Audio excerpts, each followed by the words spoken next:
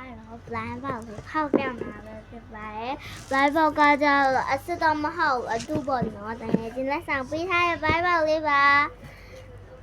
ဘာဝင်မရှုံးနဲ့ blind box လေးကိုပြမယ်နော်ခဏလေးကအမကြီး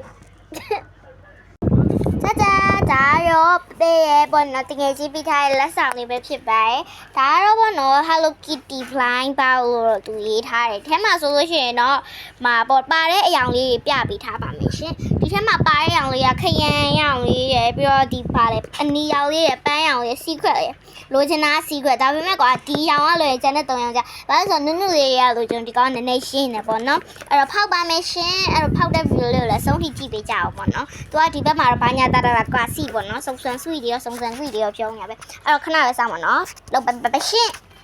ကပ်ပြမယ်နော်ကတ်ရှင်တို့အရင်ကြည့်โอเค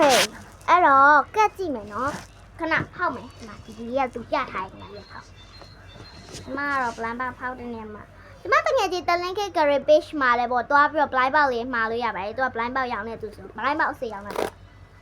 ဟုတ်ပါနော်ဒီမှာတကယ်ကြီးအခုဒီမှာလက်ဆောင်ပေးတဲ့သူရုံးရက်ဒီမိုဆယ်တငယ်ချင်းရှိမှာလဲတွားပြီးတော့ blind box လေးတွားပြီးတော့လိုချင်တွားပြီးတော့ပေါ့နော်မှားလို့ရပါတယ်ဒီလိုမျိုး blind box ကလေးလိုချင်ပြောတာပါဟုတ်လို့အစ်စ်တော့ဒီမှာမရအောင်အစ်စ်ရောင်းတာကဒီမှာတလင်း career ပေါ့နော်သူ့မှာရောင်းပါတယ်အစ်စ်ကသူနဲ့ကျမနဲ့တငယ်ချင်းကြောင်းသူတငယ်ချင်းရှင်းနေပါ Oh my gosh ကမကြီးအောင်ရင်းကိုလိုက်တာဒီတော့နော်ကမကြီးအောင်နော်ကပ်ပါလားကပ်ပါကပ်ကမကြီးအောင်နော်ကမကြီးအောင်နော်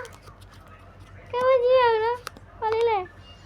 ကမကြီးအောင်နော်ဘာလဲလဲမကြီးဘူးနော်ကြီးဘူးနော်ရစမိတ်တိုင်းနော်ကြီးဘူးနော်ကမကြီးအောင်နော်ဘူးအရေးထလာပြောင်းနော်ကမကြီးအောင်ဖောက်ဝဲကမကြီးအောင်ကမကြီးဟောအဲ့ပန်ကကျွန်တော်ပိတ်ထားတယ်